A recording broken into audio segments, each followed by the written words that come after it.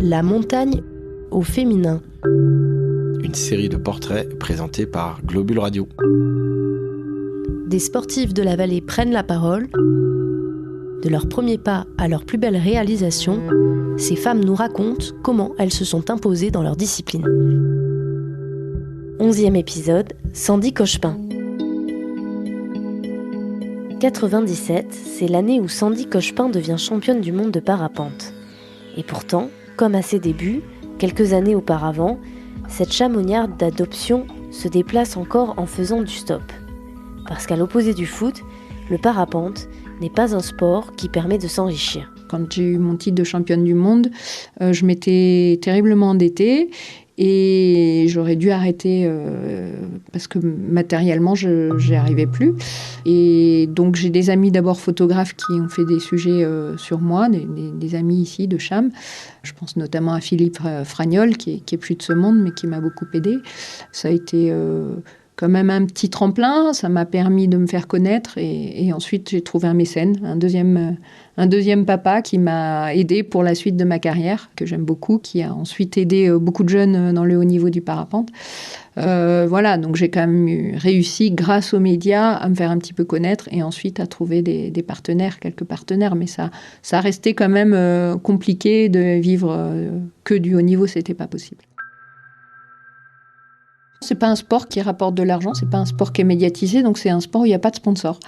Donc voilà, mais c'est très bien, parce que je pense que le haut niveau et l'argent font pas bon ménage. On pourrait parler du dopage, sur un sport où en plus il y a la notion de risque, l'argent n'est pas forcément un bon vecteur. Vous n'aviez pas de sponsor? Quand j'ai été championne du monde, j'avais juste un sponsor voile, c'est-à-dire j'avais juste un fournisseur de voile. Je payais pas ma voile, c'est tout. Et sinon, je finançais mes compétitions. Ouais. C'était pas facile? Ah, c'était pas facile, non. C'était pas facile. Je faisais beaucoup de stops à cette époque, mais voilà, j'en ai pas spécialement un mauvais souvenir. Mais c'est vrai qu'au bout de 7 ans de haut niveau, c'est quand même une des choses, peut-être que si j'avais eu plus de facilité financière à ce moment-là, j'aurais continué, parce que c'est sûr que c'était pas facile. En plus du haut niveau, d'arriver à joindre les deux bouts.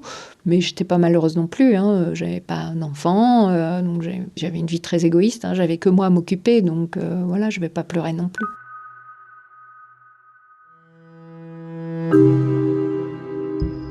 Vous écoutez La montagne au féminin, 11e épisode avec Sandy Cochepin, ancienne championne du monde de parapente. Moi, si je peux donner un conseil aux jeunes qui ont la motivation, qui se destinent au haut niveau, c'est de passer par les filières sport-études de Font-Romeu et ensuite de s'orienter sur des carrières prof de sport, voilà, pour pouvoir être pupille de l'État le temps qu'on est dans le haut niveau. C'est encore la meilleure formule. Est-ce qu'il fallait avoir un caractère particulier ? J'ai l'impression que toutes les femmes de la montagne sont des fortes têtes. Alors moi, j'ai du caractère, j'ai même souvent mon mauvais caractère, on me le dit. Je suis volontaire, mais adolescente, j'étais vraiment pas sûre de moi. Et le parapente m'a construit. Le fait de voler, ça m'a fait grandir, ça m'a appris à avoir confiance en moi. J'étais vraiment très mal dans ma peau adolescente. Et je pense que ce sont des sports qui sont riches pour se construire et prendre confiance. On le voit très bien dans un stage, que ce soit avec des hommes ou des femmes, et notamment chez les jeunes. Souvent, les fortes têtes, finalement, se retrouvent à avoir pas si confiance que ça. Et les gens qui, au contraire, n'ont pas confiance en eux, se retrouvent à prendre confiance en eux. Donc, c'est des sports qui sont riches, que ce soit la montagne ou le parapente, pour se construire en tant qu'être humain, et notamment quand on est ado. Et je pense que ces sports, par l'humilité qu'ils apportent, la communion avec la nature, tout ça, c'est des plaisirs, sont des sports qui aident à se construire, et notamment dans le passage à la vie adulte.